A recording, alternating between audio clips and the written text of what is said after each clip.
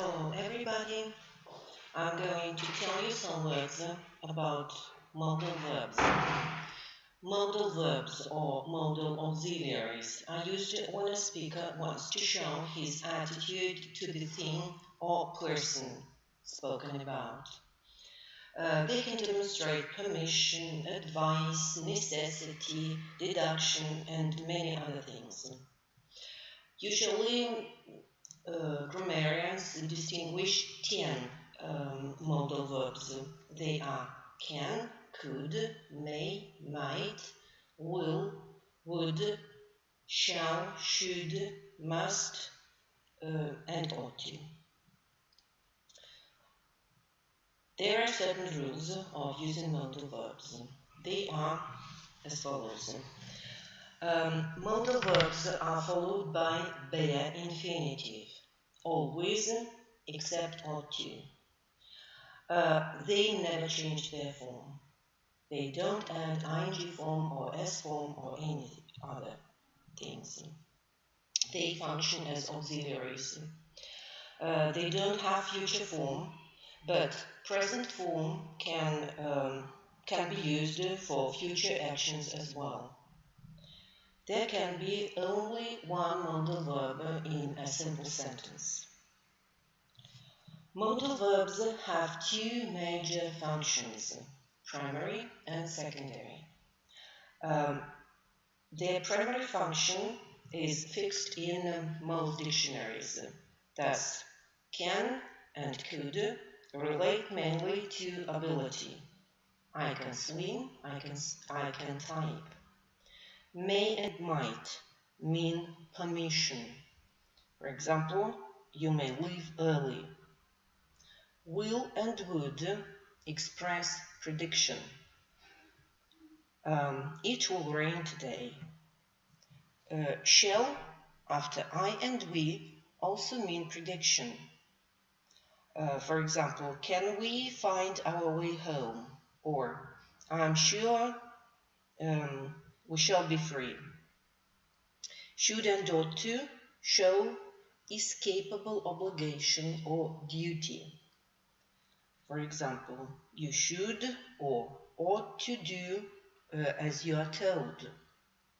Must expresses inescapable obligation, like you must be quiet. Needn't shows absence of obligation. You needn't wait. In their secondary function, 9 modal verbs, not shall, excluding shall, express the degree of certainty or uncertainty which a speaker feels about some possibility. They can be arranged on the scale ranging from the greatest certainty to the greatest uncertainty. The scale looks like this. It starts with must, then comes will, would, ought to, should, can, could, may, and might. The order is not fixed absolutely and varies according to the situation.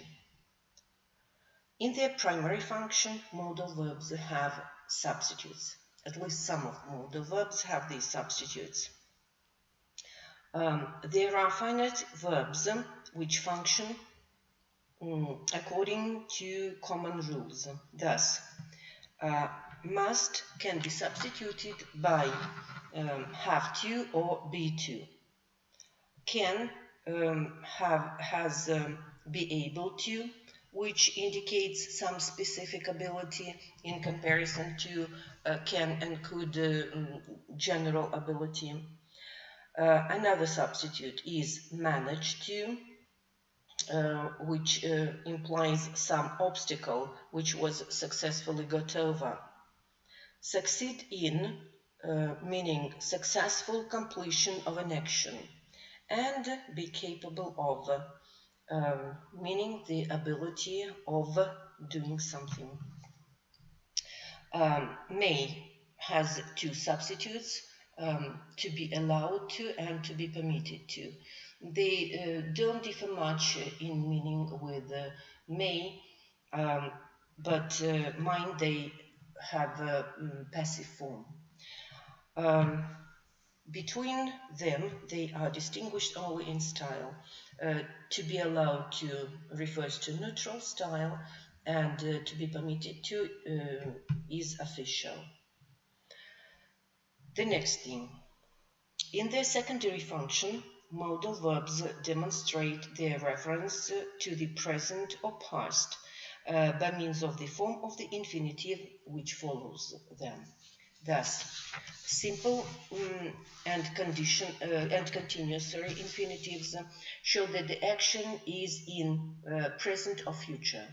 Perfect or perfect continuous infinitives shift the action to the past.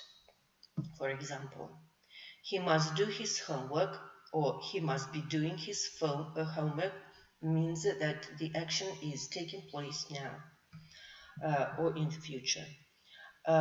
While he must have already done his homework or he must have been doing his homework all evening yesterday naturally refer the action to the past.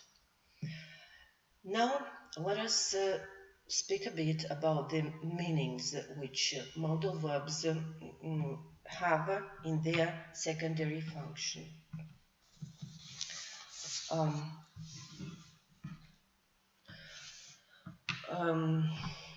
The first meaning is ability. Natural ability is expressed either by can or by could, and they both mean general ability, as I have already said. Be able can also express ability, and it refers mostly to specific ability. We must admit that be able is less common. Can should be used when commenting on something happening at the moment of speaking. For example, look, I can stand on my hands. Could shows learned ability in the past, not referring to any specific event. He could run very fast when he was a boy. If can is followed by a verb of sense perception like see, hear, and so on, it shows that the action is happening at the moment of speaking. For example, I can smell something burning.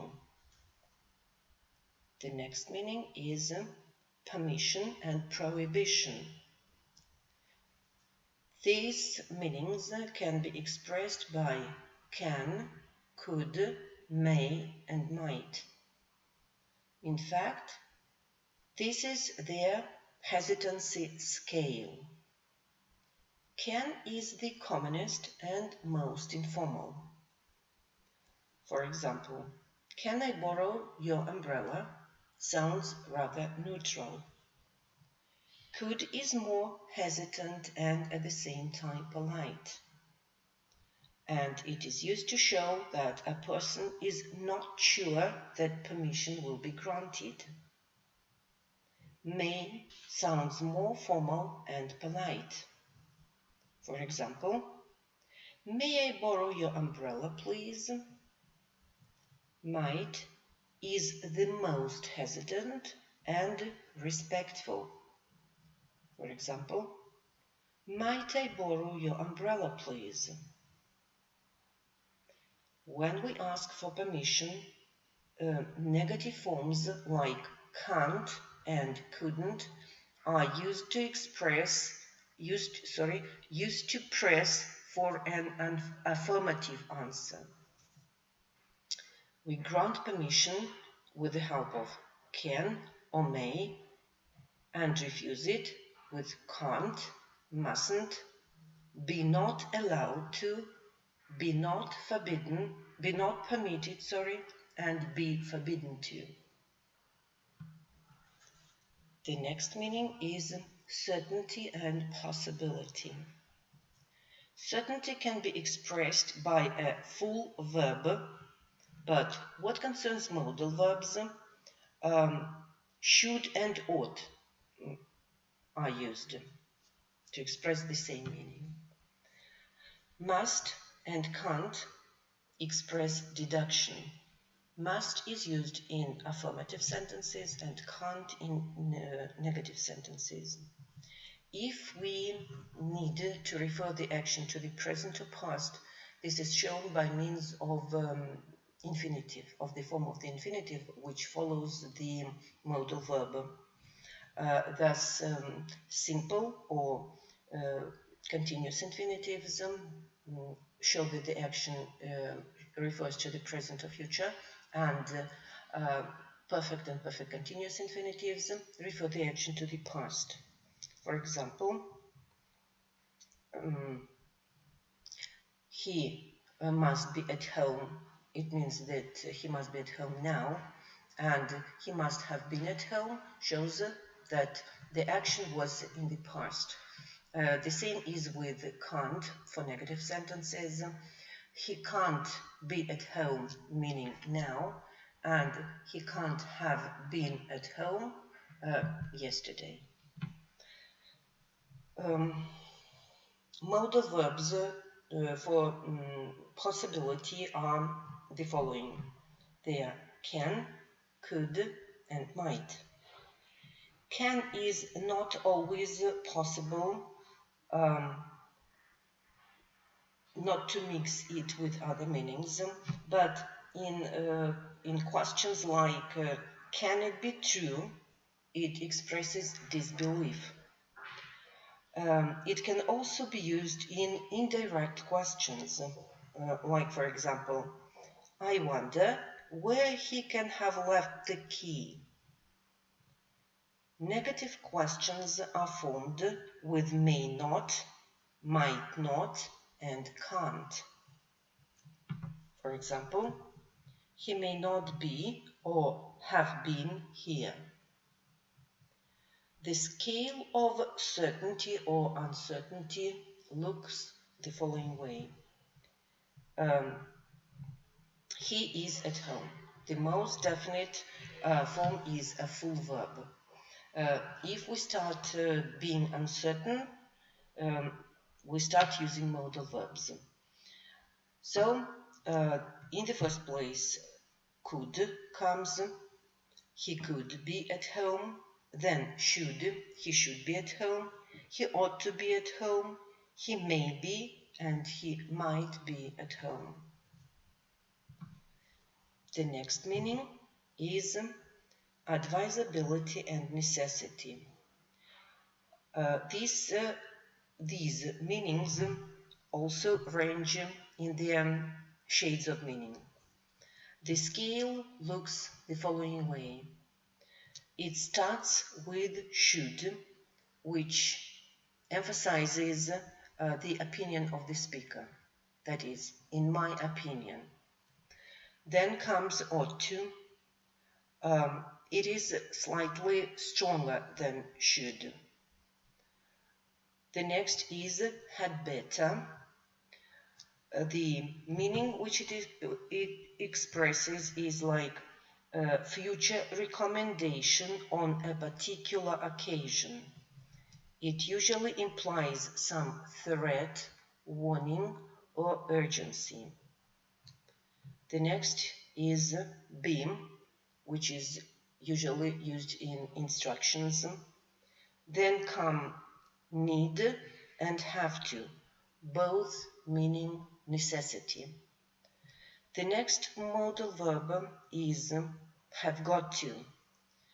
It sounds rather informal.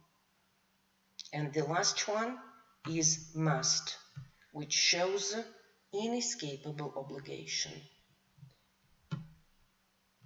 It also means that in speaker's opinion, there is no choice. Have and have got to often refer to external authority, like in the example, we have or have got to send these forms before the end of the month. Must expresses a speaker's authority over himself. In the example, it sounds like, we must do something about the weeds in this garden.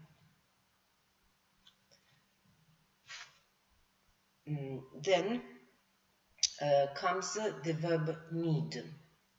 We must admit that need can be used either as a modal verb or as a full verb. As a modal verb, it is used only in question and negative forms. Like, for example, in question, need you go? Or in negation, you needn't go. Such adverbs as hardly, never, seldom, rarely, and scarcely make negative statements still more effective.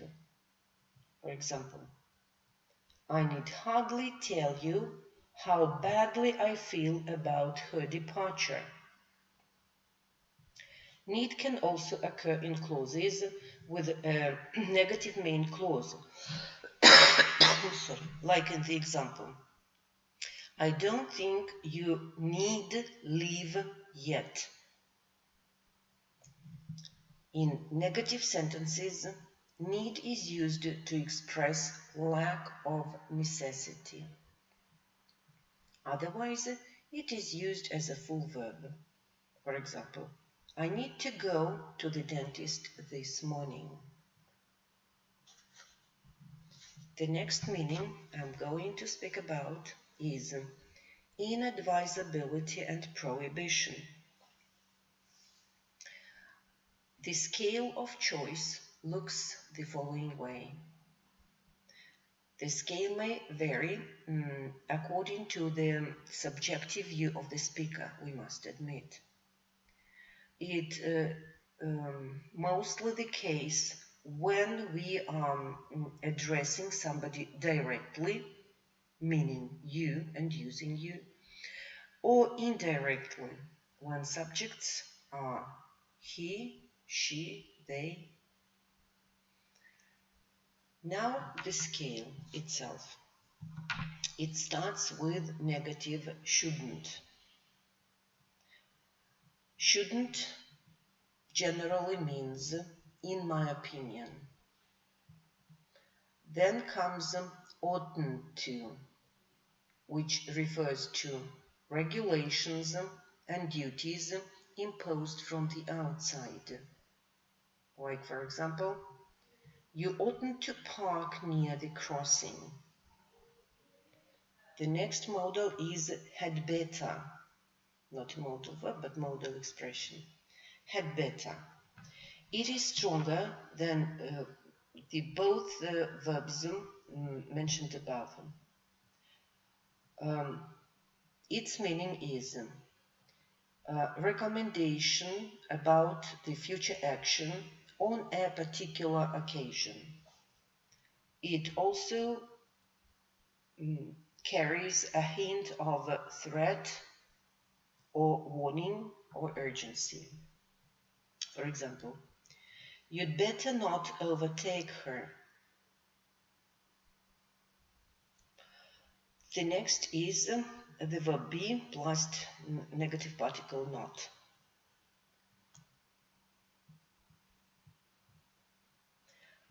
It is used for instructions.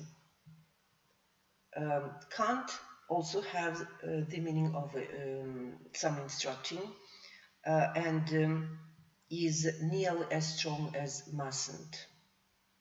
For example, you can't park here.